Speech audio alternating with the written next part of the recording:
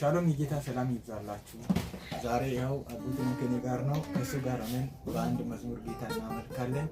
ተባረኩ። እስከመጨረሻ አዳምጡ።